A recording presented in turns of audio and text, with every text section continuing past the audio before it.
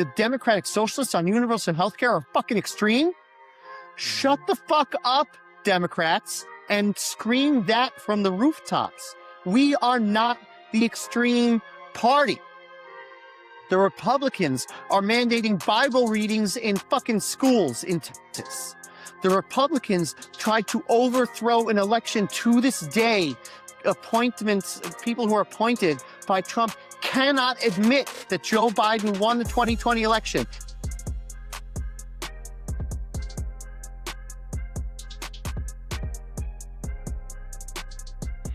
What's up, y'all? Welcome back to the Before You Speak podcast. I am your host, Derek Peterson, just processing the fire hose of my news feed like I do every week with this guy over here.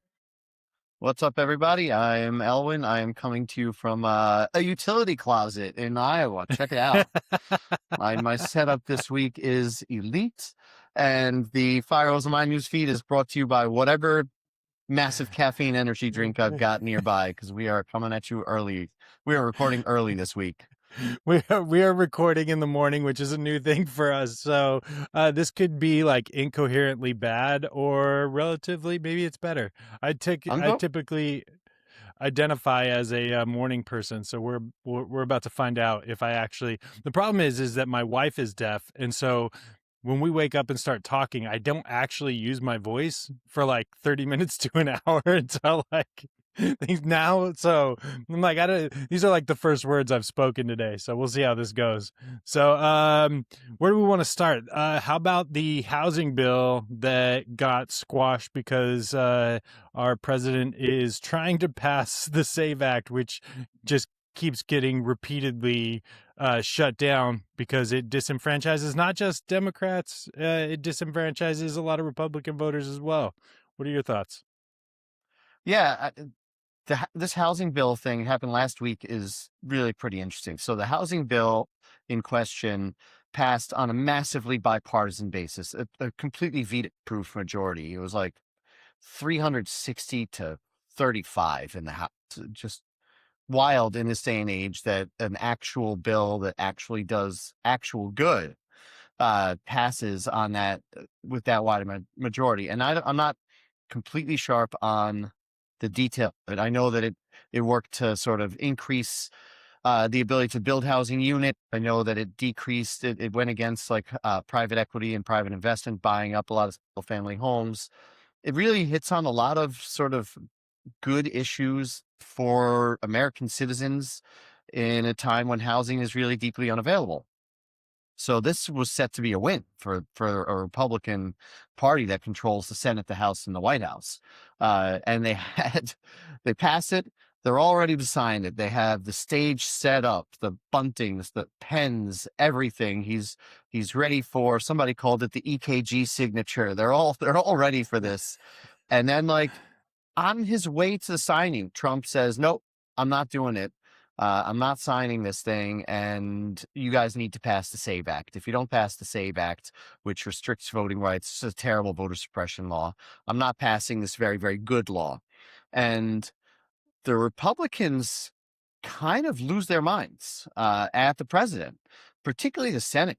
You know, that I think that's what makes this really interesting. Like, the idea of Trump being able to do something that's good for the American people and deciding not to for some, bullshit red meat, voter suppression bill, that's not surprising at all. It's what he does, right? He's not interested in helping actual Americans. But the degree to which the Senate lost their mind, they called a meeting, I think that day or the next day, and he and Bill Cassidy, the rather spineless senator from Louisiana, got into an out-and-out shouting match. Cassidy's standing up, screaming at him. Trump is screaming back. The body language from these people coming out of that meeting was awful. John Thune, the Senate Majority Leader, he's doing a masterclass in body language stuff because he's very tall. So he's just standing behind Trump as Trump is speaking, and he's just making himself taller and straighter and no expression. Trump finishes speaking. He goes the other way. Thune just hightails it the other way from the president of the United States, right? Cassidy comes out. Trump is like, oh, it was a good meeting. It was spirited. Cassidy is like, I was yelling at him and he was yelling at me. And like, you just don't hear senators talk about their president that way when the president is in the White House. and you certainly don't hear Republicans talking about Trump that way. Uh, Yeah.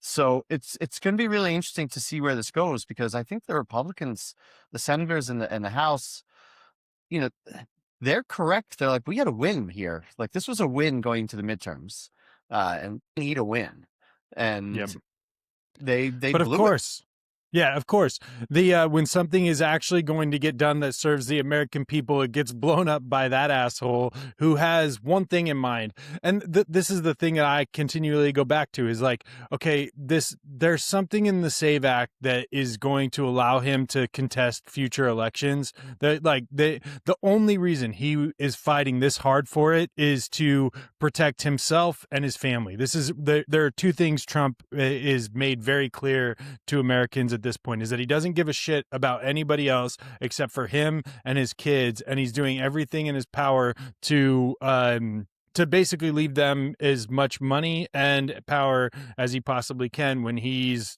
toast and he's gone. And it's the unfortunate thing about all this, because this bill actually is, one, bipartisan, and two, a piece of legislation that would actually help Americans. Like, and the interesting thing about this is that it's not. What I actually like about this is that it's not the Kamala Harris like buyer tax credits, because the when you give people money just straight out, what ends up happening is sellers just raise their prices. It increases the cost of everything. When you do what this bill was doing, which is actually trying to limit investor owned properties, and then two, like eliminate red tape and make it easier to develop the infrastructure for housing. Like, all of these things are good things. This is the actual kind of stuff that we need happening. And the worst part about it is this stuff has to get passed, and you don't actually feel the effects of it for years. So like, this bill is a great thing, but we wouldn't actually see the benefits. This is one of those things that like Trump could have done, and probably the reason he doesn't give a shit is that, like, the next president can likely end up touting the benefits if this thing goes through, because it's, like, a lot of what's going to be happening as a response to all of this, we'll see in 2 or 3 years from now. Housing prices coming down, influx of new construction, less investor-owned properties, like all that is really good stuff. And it's unfortunate that where we find ourselves as a political pawn in a dumbass game again. It's the same Yeah, I mean, reason we I don't think have universal health care, same reason we don't have universal child care. It's just dumb infighting. I think it is important, though, to keep in mind there's some, this bill will become law now. Like, bill will come into effect, and I'll get back to that. But I think you're right about one thing. If there's anybody out there who still thinks that Trump is somehow interested in making America great again, I don't know what planet you're living on anymore, and I'm not so sure how those people can be spoken to, because it's abundantly clear that he's interested in suppressing vote, keeping himself and the people he chooses in power, and enriching his family. And Thomas Massey, the Republican congressperson who got voted out in the primary because he stood up against Trump, he said it after it went down. He goes, "Where's the election fraud? We control the House, the Senate, and the White House. What election was rigged? Where was 24 rigged?" Right? And yeah, duh. Like, no, no shit.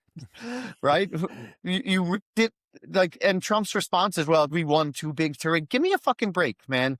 In 2020, you won the Senate and the House, right? Like, you're winning elections. If you still believe there's election fraud, and if you still believe that Trump is out for you, you have to pull your head out of your ass, or just like go bear in the corner of a yard somewhere and stop bothering the rest of us.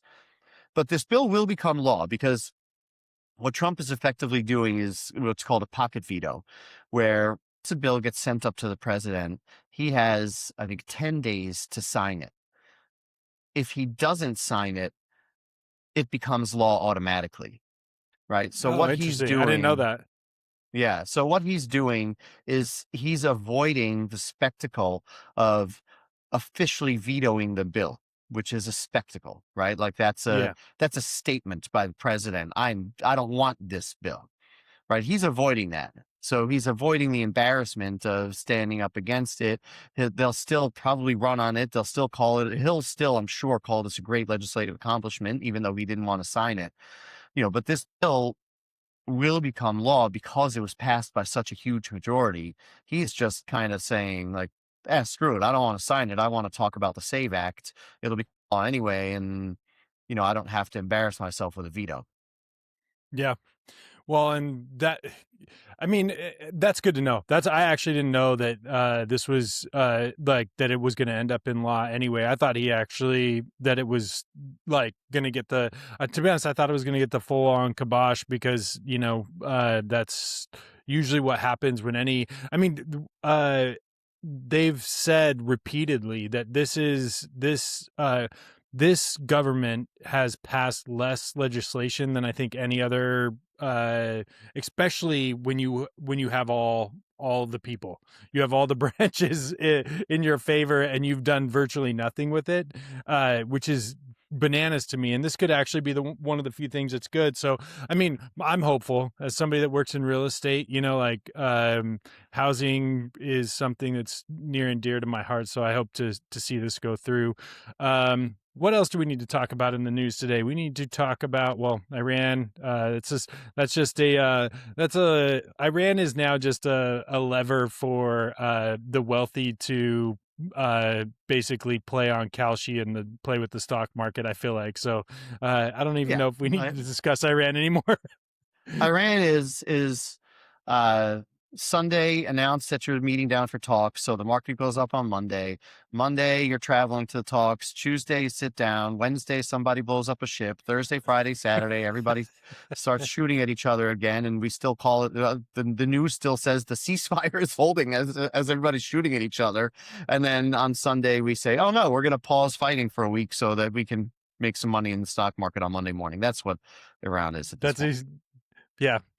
Which, please God, at some point, we need to know exactly who's doing all of this trading and making money on this, because that is the real levers of government that are pulling the strings on this war at the moment.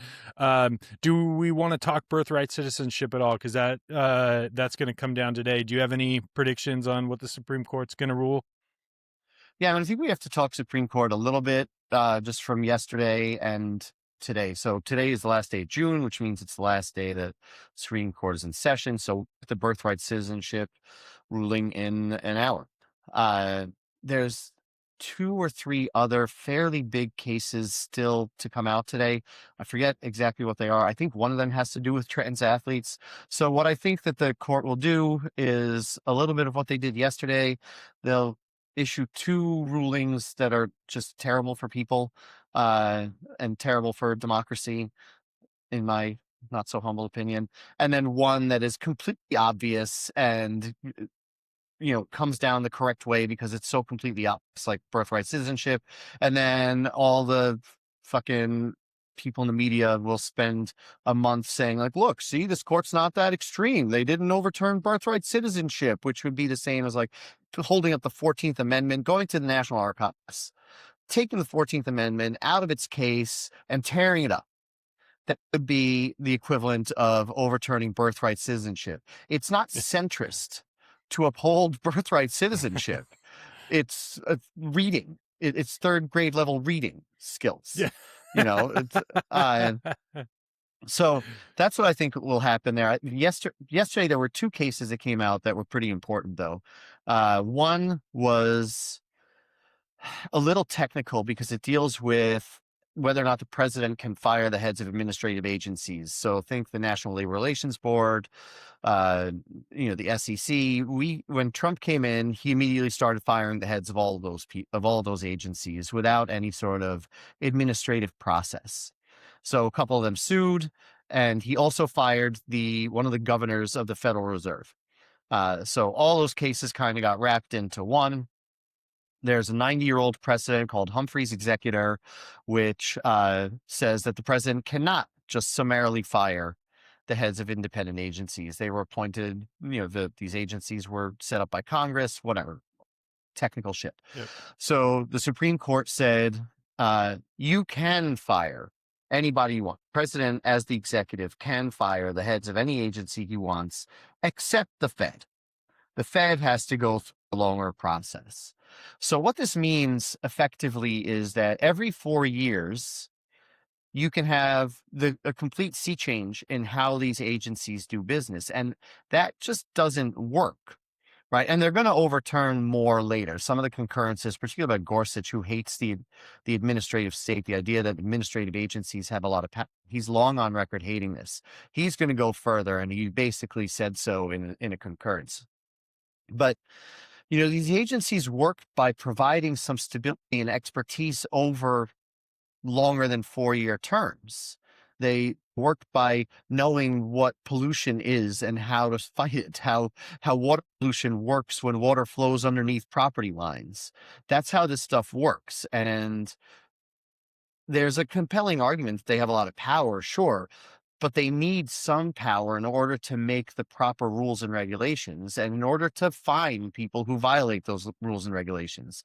So by saying that a president can fire them, it just creates chaos, and it defangs these agencies. It's generally bad. Of course, the Supreme Court justices, like everybody else, have money in the stock market and 401ks, so they don't want to fuck with the Fed too much, so they fuck with the Fed. So that's kind of by and large a bad ruling. The good ruling, and this is important, is on the mail-in ballot case. So I think it was Mississippi had sued, or some people in Mississippi had sued to overturn that law that said that mailed ballots that are mailed and received after Election Day can still be counted. So that was challenged in court, and that law was upheld. So now ballots that are received after Election Day can be counted.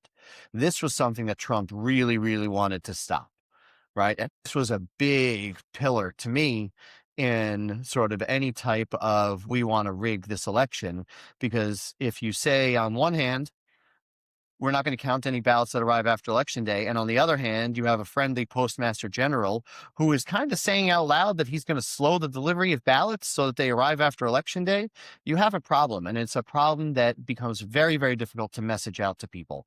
You have to send your Election Day ballots in like weeks in advance. So I didn't read this decision. It was 6-3. I think, no, it was 5-4. I think Roberts and Amy Coney Barrett sided with the liberals on it. So that's a good decision. It's also pretty common sense. It's one where it's the kind where, like I said at the beginning about birthright citizenship, the ballot is cast when you write it and stick it in an envelope and put it in the mail. To me, that is when the lever is pulled, when the screen button is pressed. When you put it in the mailbox, you have cast your ballot. And throughout the law in this country, what the date that something is postmarked is the relevant date, not the date that it's received. So this is kind of like, it should be pretty black and white. That there's 4 justices who didn't see it that way is not great, right? But it should be pretty black and white. This is not like the Supreme Court isn't as bad as we thought. They're bad in all the ways that are shown in the administrative agency case, that, like the housing bill, don't take effect right away. It takes years to see it. It takes years to roll back clean water and clean air and vaccine mandates and scientific studies about the health of drugs and mifepristone and all that stuff. That takes years to filter through. But it all starts with that executive agency ruling. So that's what came out yesterday. And today we'll get birthright citizenship, and probably good and too terrible. Question: do you think any of these decisions are changed if we have a different president? Well, I think the mail-in voting case probably. Like if Biden was still president, do you think all these rulings are coming out the same as they are now if Biden is president? Or do you think, okay, like, meaning like I think the court system, meaning the Supreme Court is operating, you feel like, I mean, just in general with who they are, because I did read something about, Clarence Thomas being in DC, like near the congressional offices, walking, like somebody interviewed, was like, hey, what are you doing here? It's like walking around. I don't remember if it was a verified account or not, but I'm just in general curious if you feel like the court is operating as it would have no matter what, or if some of these are changed if the political climate is a little different. Yeah, I think that the difference in the political climate is I don't think the birthright citizenship gets brought at all. I'm not so sure the mail-in ballot case gets brought at all. Like, let's say in 2020, Trump loses and goes away. We're just not talking about him anymore. He's Yeah. retires to an island in Albania. Then I don't think some of these cases get brought at all. But the ideology of the justices and the corruption of the justices, particularly a guy like Clarence Thomas, that shit's set. Clarence Thomas isn't answering to Donald Trump, I don't think. Clarence Thomas is answering to, uh, Leonard Leo and Harlan Crow, the people who are sending him on, $100,000 junkets. That's who he's answering to, and they're still there. So, the hacks will always be hacks. Yeah, that tracks. Well, is there anything else you wanted to jump into on the news today, or should we Was get that it? I think into that was our? it, right? I mean, there's a lot of stuff going on. I mean, There's a lot. Netherlands Netherlands lost to to Morocco last night in penalty kicks. That sucks for you. Sweden's gonna lose like 6-0 today to France. So there's we got that going on. So our only hope left is the U.S., bro. I And would have in been World wearing Cup, my.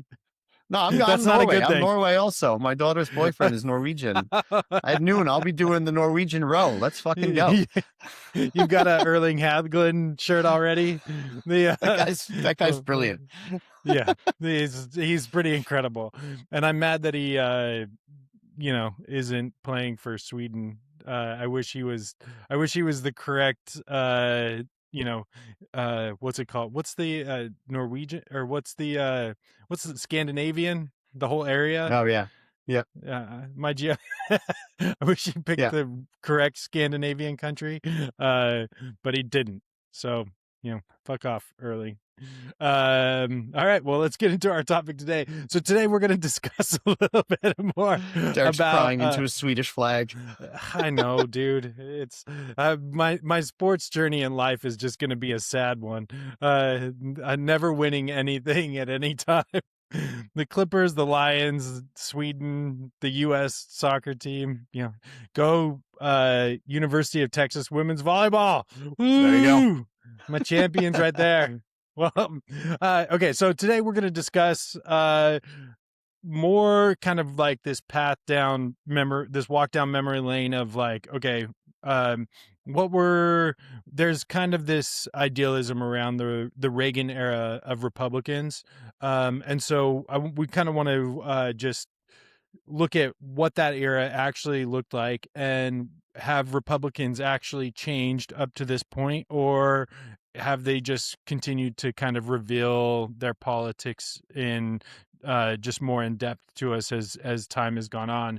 So, well, let's start there. What do you think the biggest differences between the Reagan era Republicans and Republicans now would be?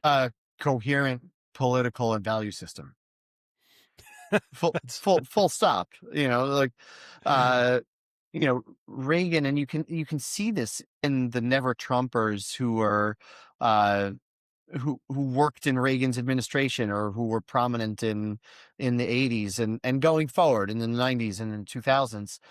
You can see this kind of, their heads continue to explode a little bit because they're looking at everything that they knew, everything that they believed being a conservative Republican meant, right? A strong foreign policy built around protecting democracy around the world, and long arms of military power, protect the United States interests, to protect the world interests, to protect capitalism and democracy, strong anti-communism, which, I mean, communism is not so in vogue anymore.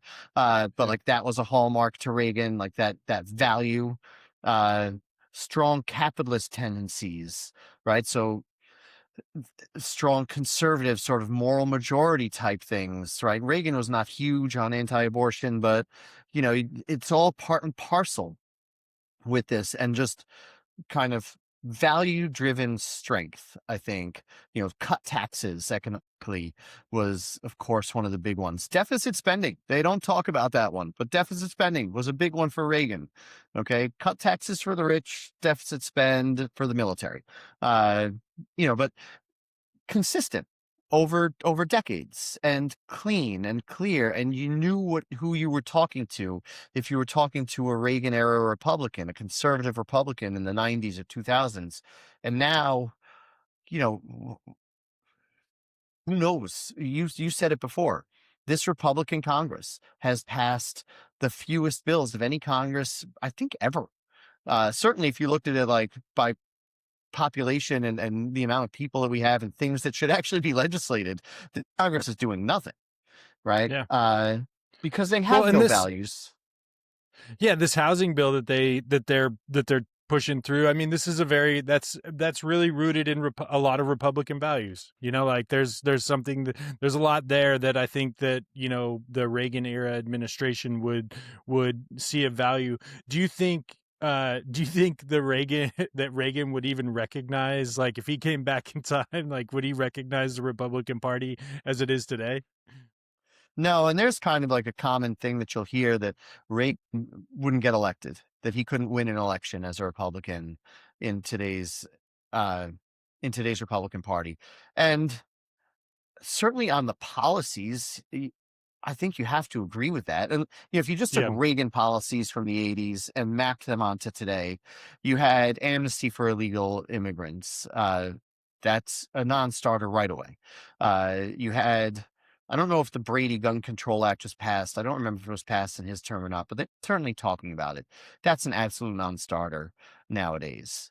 Uh, not going all in against abortion, non-starter these days. So he's far too moderate for today's Republican Party. Could he, on the strength of his personality, win an election? Like, would it be interesting to see him and Donald Trump, both raised in television, raised in, visual media, raised in speaking plainly and messaging very well to people, raised in kind of quips and one-liners that take people down. Uh, Reagan in a more optimistic way, Trump in, just a bullying, nasty way. Would it be fun to see those two go at it on debate stage? Yeah, absolutely.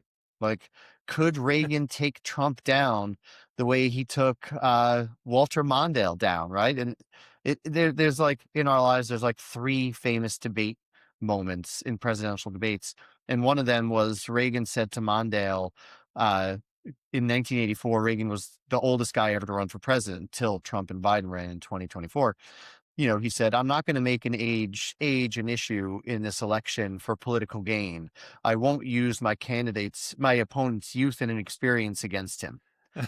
And It's clever. Mondale's laughing at the line. Everybody's laughing at the line. Mondale said later, after he got demolished 49 states to one, that he knew in that moment on the stage, he's like, "I'm done. I lost." Yeah. So could Reagan do that to Trump? It'd be fascinating to see. But on the politics, Reagan doesn't make it out of the primary. Just on the politics, not today. Yeah, because I was reading that so like immigration obviously is a huge one, right? And so, from what I've read, and obviously I was born in '82, so I don't remember any of the Reagan era personally, but that there was upwards of like 3 million immigrants that he was pushing to get citizenship to, but while at the same time trying to increase border security. So like this is like what Reagan was doing was actually, to me, feels like the more common sense thing around immigration at this time. Look, our country was founded on immigration, people moving here from all over the world to create a better life for themselves. Obviously, now the world has changed quite a bit. So, like, coming into America and what immigration actually looks like might be vastly different than it was, in the 1900s, early 1900s, when people were coming over on boats. I completely understand that, but At the same time, like, the people that are here and have been working for years and years and years should have a very easy path to citizenship. If you've already proven that you're a productive member of society and just trying to like that is should absolutely be rewarded with citizenship, in my opinion. And while at the same time, increasing security and slowing the flow of immigration, and maybe this is just me, but I feel like that is more of a common sense thing. I don't know if it feels partially bipartisan too. I mean, I know there's a lot of progressives that are like, no, open borders, anybody should be able to come in. And I haven't personally met too many of these people, but for the most part, I feel like, yeah, like most people will look at it and they're like, yeah, dude, if you're here being a productive citizen already, you should have a pathway to citizenship. And while at the same time, we should probably make it a little bit harder to become a citizen, like, or Yeah. to get into the country. No, I think you nailed it, right? Like that approach is a common sense, humane and fair approach that says on the one hand, politically, I believe we need to have stronger borders. We need to make it more difficult to get into this country and to become a citizen. That's a political stance that is well known on to be a Republican conservative stance. Liberals tend to be a little looser on that. Uh, and that's a political debate that gets had, that gets litigated in elections. But humanely, you're exactly right. People have been living in this country for 15, 20 years. And yes, folks, paying taxes and buying goods from American businesses and contributing to the American economy, those people deserve a pathway to citizenship. They deserve Yep. to not live in fear that ICE is going to come barreling through their door at 3 a.m. just because of something that they did 15 years ago to provide a better life for their family. And in the offing, they've provided help to the United States. Right, that is a humane policy. That mixture of increasing border strength while providing a humane path to citizenship is good policy. When Reagan took office, inflation was like 14 or 15%. It was Ooh. bonkers, and interest rates were already fairly high. Right, he said, the first thing he did was raise interest rates in order to crush inflation. Right, and he said, we're going to go into a recession. And we went into a recession the first couple of years of his term, right? But he was willing to do that thing in order to unlock what at the time, I don't think it's still the same, but what at the time, because of extremely high upper taxes, right? They were 70%. The top tax rate was 70% when he took office, lowered it to 50 right away. Right. At the time, that was, in fact, stifling innovation, was bottling up the economy, as were the high interest rates and the high inflation. He said the only way, he listened to his people, to Paul Volcker, who said the only way to crush inflation is to raise interest rates, but inflation must be crushed. So Mhm. he did it. Right, and he did it, you know, the whole Ori taxes, trickle down economics, like, okay, we've learned that that doesn't work. That's the consistent policy bent, though. That's where Yeah. the Republican, the conservative economic policy is consistent, right? And it doesn't, like, that part of it doesn't work, but we know that they're always gonna scream that it does. So, great, fine, let's have that political argument. Let's litigate that every 2 years, every 4 years, right? Now, we're investing in Nvidia, we're lowering tax for the rich. Are we raising interest rates? Or are we lowering interest rates? What is Trump doesn't seem to know what he wants. At the one point, he's happy with high inflation, but he wants to crush inflation. Who the fuck knows what Trump wants? We need to open the news every Sunday night to figure out what he's doing to manipulate the market to figure that out. So throughout Reagan's presidency is a fairly consistent political compass that just doesn't exist in the Republican Party today because it's one guy. It's which way he's a weather vane. Trump's just which way is the wind blowing? That's the way he's pointing. And the rest of the Republican Party has decided to line up underneath that weather vane. Yep. Well, let's talk a little bit about I mean, in essence, foreign policy and trade around like the difference between what was going on, like what Reagan believed, which was, I mean, free trade essentially. My understanding was the economics behind it was, yeah, like pushing for more trade, free trade with other countries, whereas the Trump which we're all very aware of, uh, after last year going through countless numbers of just random tariffs thrown on every country at any point, which is kind of like there's this. It feels like the difference was the Reagan era very much understood that our economy became more robust by our engagement with the world, and it feels like the Trump era is more focused on America first. Like, let's try to bring manufacturing back here. Let's like stop trading with the world and just focus on our own. What's your take on all of that? Yeah, I think it's another good place to highlight this case, the sort of, again, I think the lack of nuance, right? A nuanced approach versus a not nuanced approach. Now, it's important, I think, to recognize that in Reagan's era, the fight internationally, the foreign policy fight was not really on trade. It was communism versus capitalism. It was the evil empire, Soviet Union versus the United States. And that's what the whole world knew it to be. There was no question about that. That was the fight. Uh, but I think Reagan understood that tariffs are a nuanced policy tool that can, in fact, be used. Right?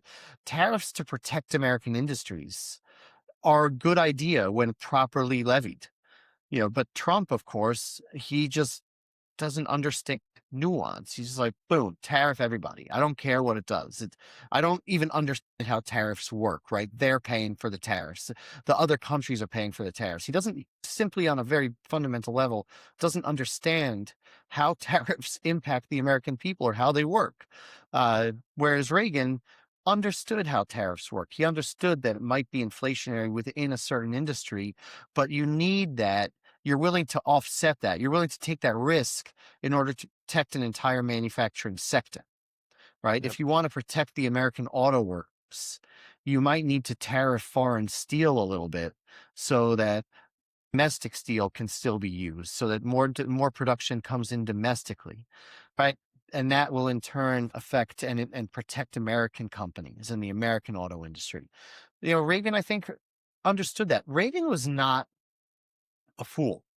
I think people look back at Reagan, because of his voice and because of his, just down home way of talking, and because he was kind of not a great actor, right? I think people are like, oh, Reagan, he was kind of stupid. I think Reagan was really quite savvy. He had a very firm moral compass. He knew exactly what he believed in. He kept that as his guiding light all the time, and he knew how to use levers of power, how to employ strength when strength was needed, but also bend when bending was needed. Yeah. It's and one of the things that I listened to about him, he really hated direct confrontation. He was not somebody that Mm. really liked to get in and fight all the time, but he was certainly willing to do so. And I think that's where you get kind of nuanced immigration policy where he's like, Yeah. do I need to dig in on not giving these people a pathway to citizenship? No, I don't want that fight. I don't want that confrontation. I'll give that because I'll take what I'm getting on the border.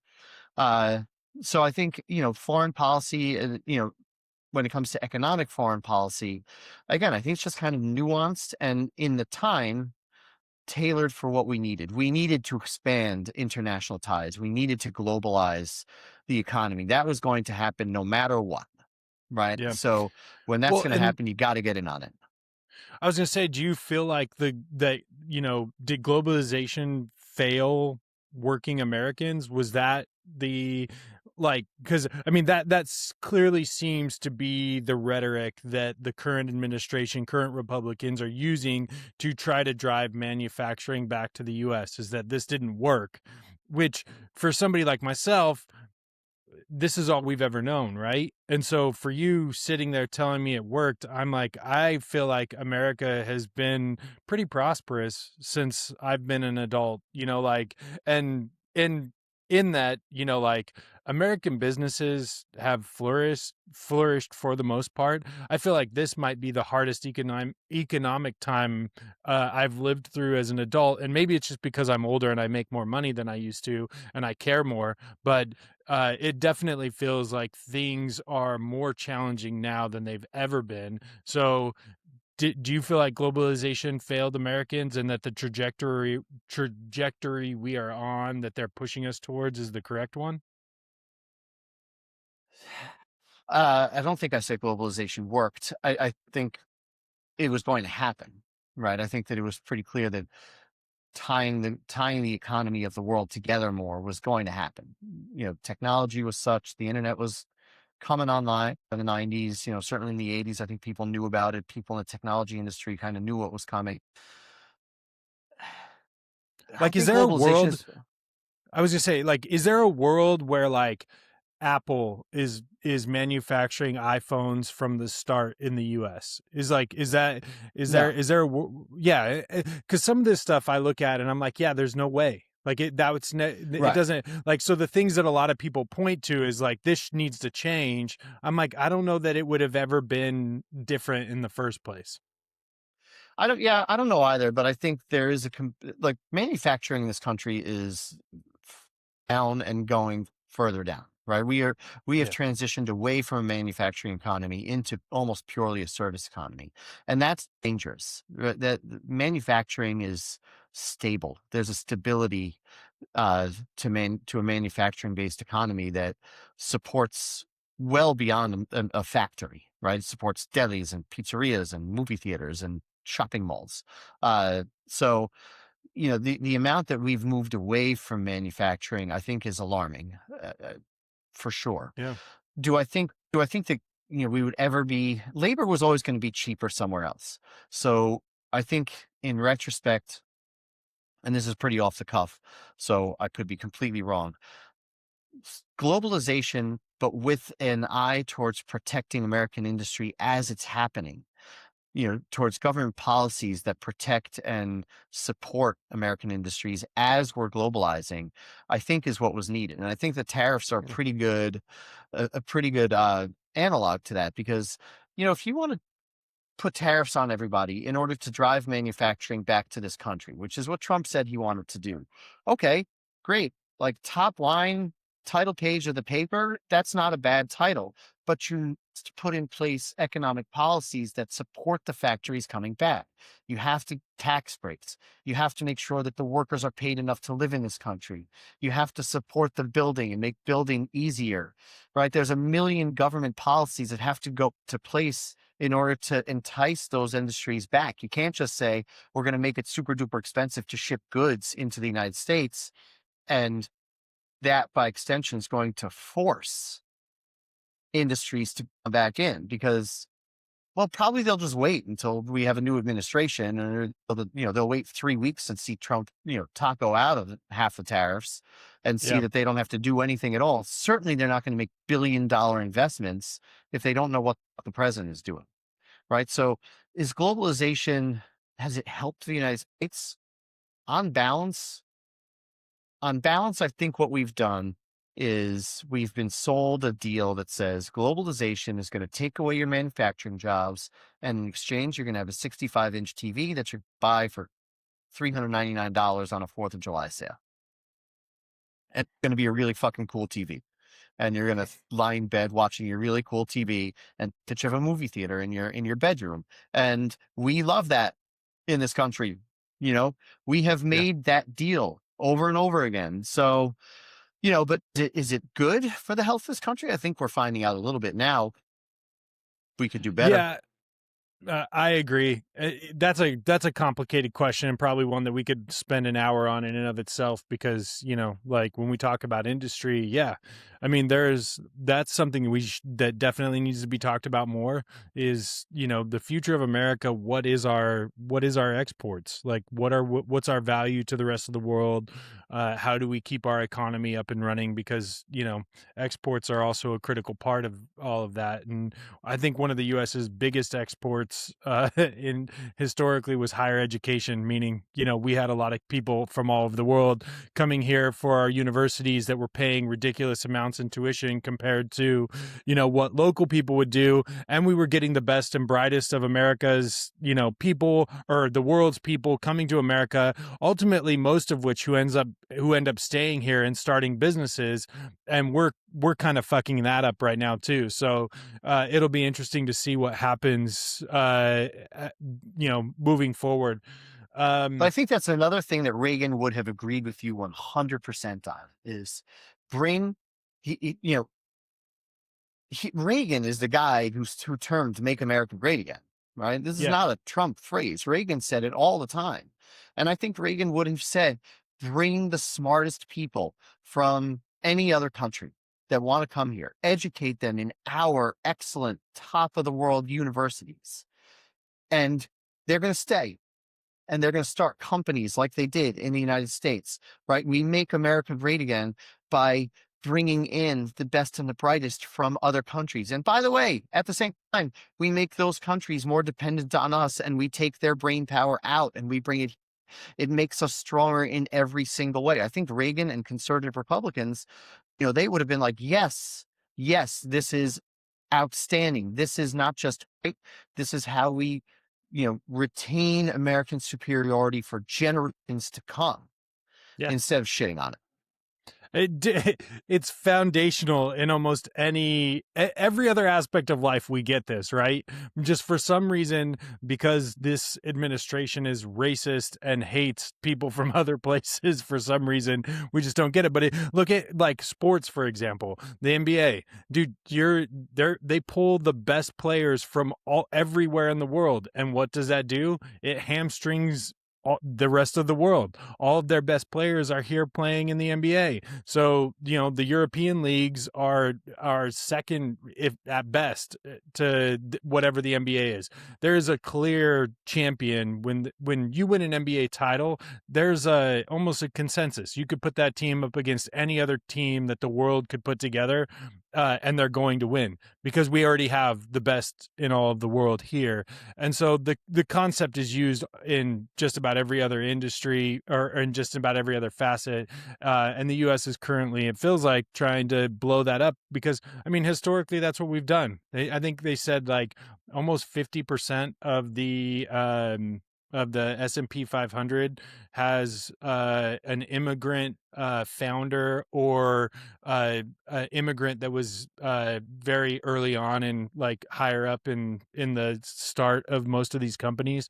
So like we've benefited from this, and it just feels like, I don't know. I guess the question would be like, can America still lead the world while trying to put America first? And I just don't know that Yeah, I mean, that works. the way putting America first is defined today. I mean, look, I think we probably have such a huge institutional advantage. China would be the risk, and they are importing the scientists now, right? They are Yeah. giving out the research grant money. They are doing the thing that they need to do to create soft power. So, in this way, you know, we'll always be somewhat dominant. But, after Reagan, we had 20, 30 years kind of at the top of the mountain by ourselves. And it's not, we were starting to lose that before Trump, right?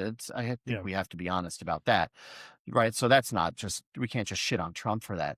But, that the NBA is kind of an interesting analogy. As you were talking about it, I was thinking, it's like, okay, develop the best products domestically, right? Develop Larry Bird and Michael Jordan and Magic Johnson, and unleash capitalism with that on the rest of the world. Unleash Michael Jordan, right? Globalization, right? Yeah. Happened really during Jordan's era. Unleash him on the rest of the world. And what do we get 20 years later? We get Dirk Nowitzki, we get Victor Wembanyama, we get Jokic, we get all these international players who are all coming here, who are all selling tickets, who are all selling merchandise, who are packing fans, who are buying beer, who are being sold by vendors. Well, not anymore. Who used to be sold by vendors. Okay, that would be where globalization is bad, right? The not having vendors anymore. But yeah, like that shit worked with Reagan. And like, look, I'm a Democrat. I think I would have to, as I learned more and more about Reagan, I would have to be like, whew, I don't agree with, I think he gets away with a lot of shit because he was successful, Yeah. right? But there's no question that he invented deficit spending as we know it today. Right. In Yeah. his first 2 years in office, he tripled the size deficit. And, so that we could build up a robust military and so that we could support the defense industry, like That that's was a net bad. I was gonna say that was the start of to be honest, I mean, the defense budget. This is what Republicans tap into, and this is probably my biggest issue is just it's everything is fear-based, and all of this money goes towards defense and making the villain out of brown and black people, and they buy into it hook, line, and sinker, and all of our dollars go to these people. So if you are a defense contractor or you are working in government and you have a connection to it, or you just work close enough to know what companies to invest in and what companies are about to get the contracts, you are well to do. And it feels like I think this conversation for me felt like you kind of nailed it early on in that the biggest difference I feel like, and obviously I wasn't coherent enough as a child to know what the Reagan era was actually like, but it's values, right? I just miss having politicians that stood for something, even if I disagreed with that thing that they stood for, rather than somebody that was literally like you can just see is out for their own selfish ambition. Like everything, if you just look at what's going on in the current administration, it's just almost everything that's happening has zero to do with the public interest and has everything to do with benefiting Trump, his family, and the people around him, and keeping money and power in their pockets. And somehow they've convinced half of our country that that's the best thing for everybody. So kind of makes me Yeah. wish I had been able to convince everybody in our country that the best thing was to, for me and my family to be doing well. Just Yeah. send us all I the mean, money. that's right. No, I think Reagan, you go out with friends, and I'm thinking about deficit spending here. The analogy I'm making here is going to be like to the defense industry and deficit spending. You go out with friends and, you have your first couple drinks and you get that nice buzz and you're just feeling great, right? Like you're rolling, the food's coming to the table, everybody's laughing. It's a beautiful evening. Everything is fucking great, right? That was kind of the Reagan era. That was the buzz, Yeah. right? But because everything is so fun, you just keep ordering those drinks. You order another round after another round after another, then you get a shot, and the next thing you know, everything is not so great anymore, and you're curled up at home at 2 a.m, right? I think that kind of where it went. The pendulum swung so much, like my God, this works. We're all rich. The country's doing great. We're the world's superpower. Do it more. Spend more. Invest in defense more. Get another round of drinks. Order the shots. And then you wake up one day and you're like, fuck, our deficit is an incredible hangover. We have a deficit spending hangover in this country. So I think Reagan, it's okay to have those drinks, but mature, at some point you have to grow mature enough to learn, here's what comes next. I got two paths in front of me, right? One, great memory, and I can come back and do this again, and I know how to do it every single time. The other is a fucking disaster. And I don't know if it's a disaster, that's a wrong word, but the other is a mess. And certainly when it comes to deficit spending, we're in a mess right now. And, one of the lasting legacies of the Reagan era, I think, has to be the acceptance of deficit spending in the Republican Party, which is just an irony that is amazing to me because they win elections every 4 years, putting on saying that we need to curtail the deficit. It's like, no, you guys started it and you continued it, and you continue to make it worse every single time they have power. And I think that is, you can't really talk honestly about the Reagan era. I think, for all he did in ending communism and winning the Cold War, he gets incredible credit for that. For all he did in bringing the America out of the malaise of the 70s, he gets an incredible amount of credit for that, and he deserves it. But it has to be offset by things like the acceptance of deficit spending that still exists in the Republican Party, particularly today. Yeah, it sounds about so basically what I heard from all of that is that just we currently have the spins and we're lying on the bathroom floor, and like every like 5 minutes or so we're like sitting up, throwing up again into the toilet, and then laying back down in hopes that it'll stop at some point. That's kind of that's what I took away from all of that.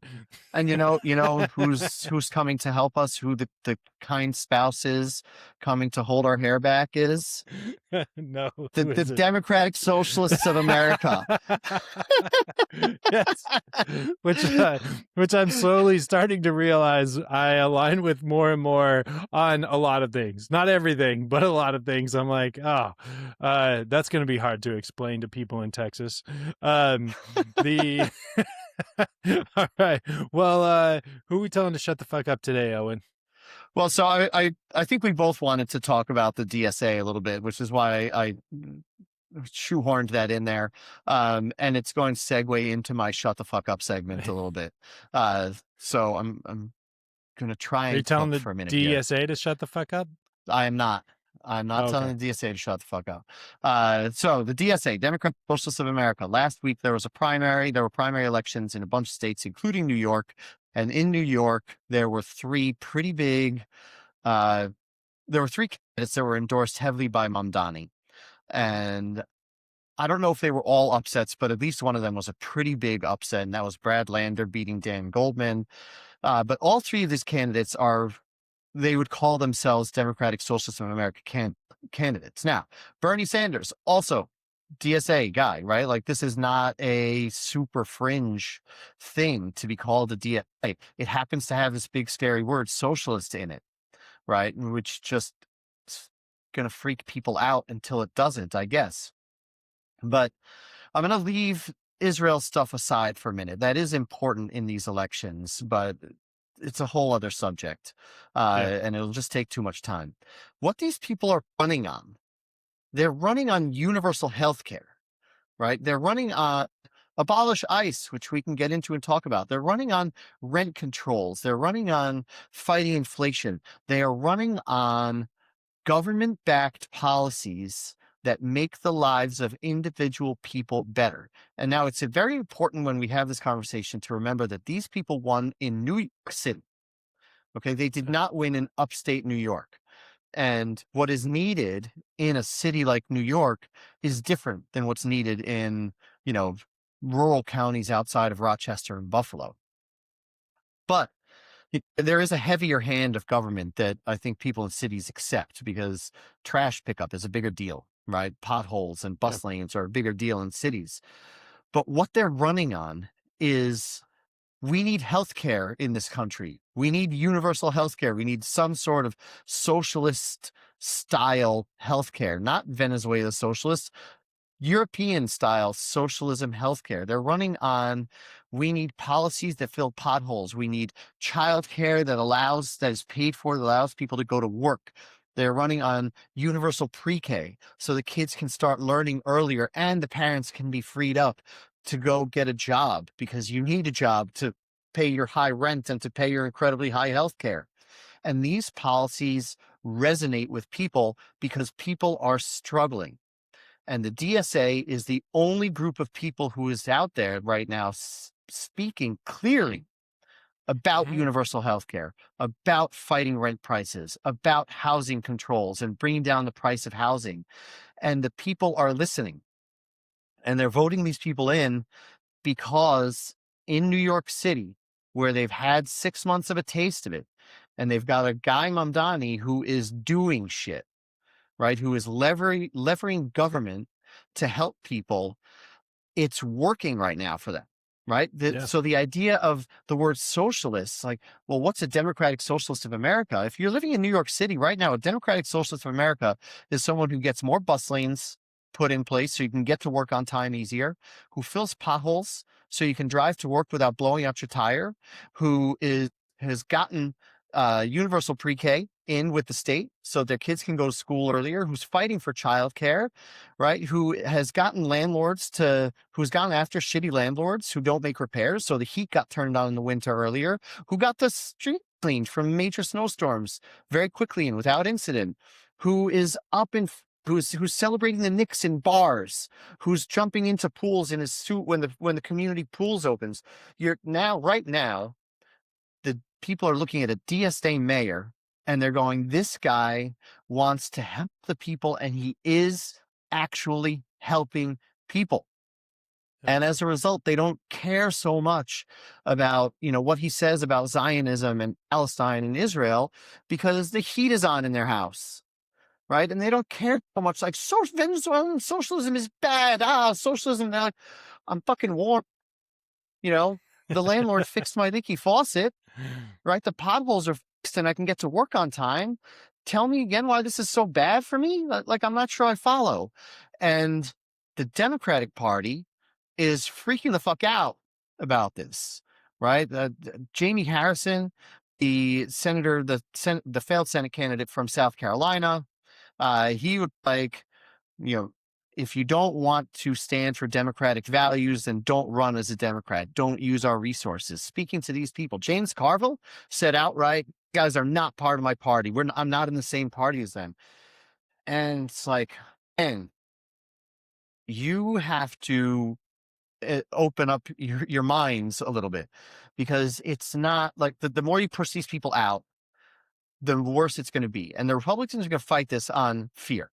They're going to fight it on, these people have Arab names. A lot of them are Palestinians, or they have Palestinian heritage, or they're Arab, and they're going to say socialism, and they're going to say, they're just going to say this is a toehold.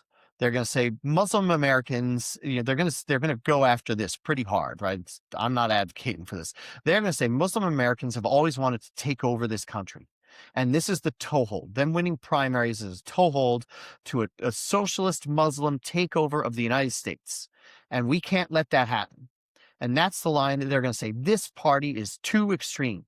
That's how extreme they are. They're now an extremist Muslim party. And what the Democrats, in my estimation, have to do, and this is where I'm going to get into the shut the fuck up a little bit, is, I'm sorry, the fucking Democrats are extreme? We're extreme? Tell me about January 6th, motherfucker. Who tried to overthrow a free and fair election? Who has tried to take over the government, who put Elon Musk in power to take over the government? Who is openly corrupt, dealing with Middle Eastern countries while we're navigating a fucking war that you started? $300 billion in construction money you want to give to Iran, to a regime that you said you wanted to overthrow. The Democratic Socialists on universal health care are fucking extreme. Shut the fuck up, Democrats, and scream that from the rooftops. We are not the extreme party. The Republicans are mandating Bible readings in fucking schools in Texas. The Republicans tried to overthrow an election to this day. People who are appointed by Trump cannot admit that Joe Biden won the 2020 election. In every single hearing, Democrats ask, did Joe Biden win? And in every single hearing, they say, well, he was president. They cannot admit it. We're extreme. Shut the fuck up. We are the extreme party. The extreme party, the party that wants to overthrow democracy, is the party that already tried to do it. The party that just lost in the Supreme Court mail-in ballots, that has already tried to do it, and that continues to find efforts to try again and again and again. That is the extreme party. Democrats, fucking talk about that. Universal health care is not extreme. Universal health care is employed in every developed country in the world, and every developed country in the world has better health outcomes than we do here. The highest maternal mortality rate in the world. We imprison the most people in the world, right? We have the highest diabetes, the highest cancer. Our health care sucks in this country, and universal health care is extreme. Government trying to help people is extreme when we're faced with a party that openly and obviously tries to overthrow democracy and voting and elections every single turn, that just tried to veto a housing act so they could make voter suppression the norm with the SAVE Act, and democratic socialists are extreme. Shut the fuck up calling these parts of your party who are speaking plainly and clearly about issues that actually matter to people extreme, and point the finger at the people who actually are extreme. God damn it. Why is this so hard to do? Shut the fuck up and do it. I mean, I feel like we should just turn it off there. I mean, I don't even know anything. I don't even know if anything else needs to be said. That you cooked. That's a fist bump right there. The caffeine kicked in at the right point, I think. You are not wrong at all. And the reason I'm aligning myself more and more as a democratic socialist, there's still things that you're 1,000% correct. The extreme we need to talk about in this country is the extreme we see happening that's to the detriment of people regularly. If it's extreme to be for supporting working class Americans on the regular, shut the fuck up. If that's what you feel like is extreme, and I will start turning off more and more podcasts with people that are shitting on these you're already starting to hear it. The divide with Democrats is, and this Mamdani's, 3 people have already gotten half the Democratic Party talking about a divide and, how extreme some of these people are and, all of this. And it's like, yeah, go fuck yourself. If this is the necessary process. And the truth behind it is too, sometimes you need somebody extreme to get elected in the other direction, and then it's typically reined in. There's going to be certain things like universal healthcare, universal childcare,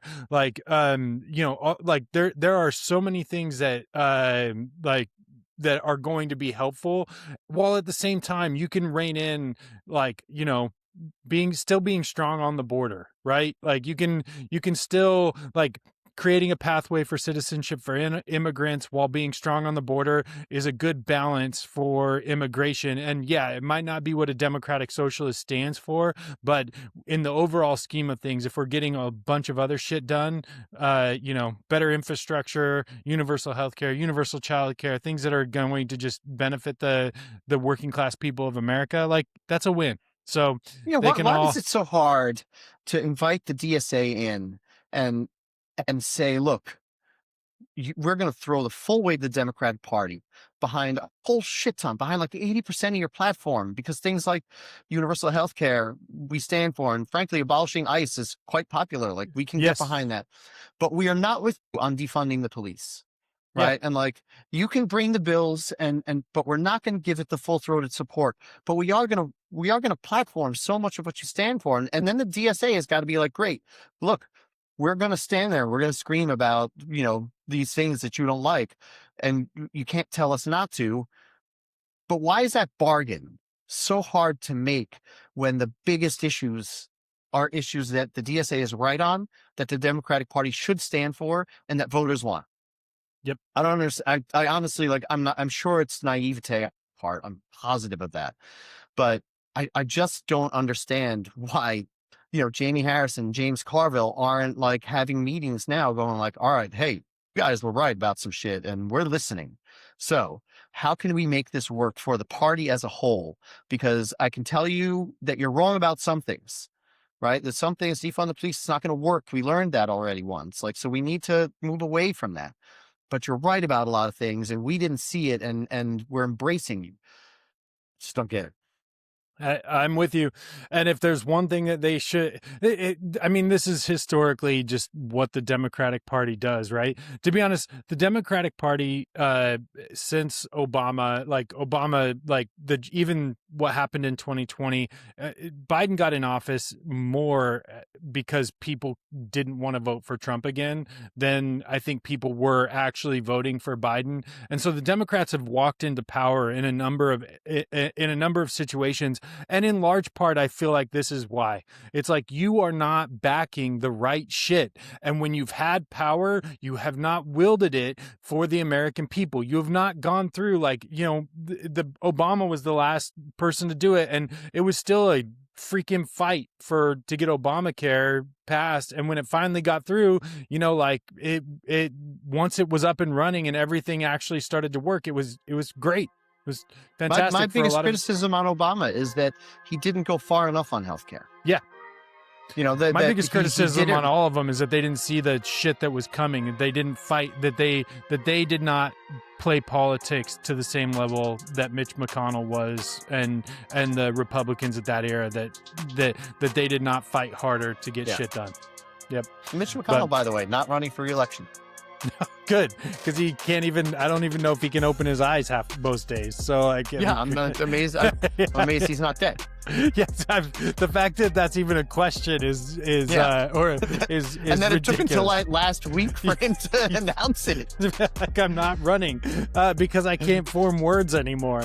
So God damn. Well, what are we talking about next week, Elwin? Do we want to keep going back in time? We could do like LBJ. That was probably before Reagan. That was probably the one before. That was the civil rights era. That was the Southern strategy. That was the Democratic Party losing the Southern states forever. Yeah, let's do it. I think that cool. So LBJ and the Democrats losing the Southern states for good.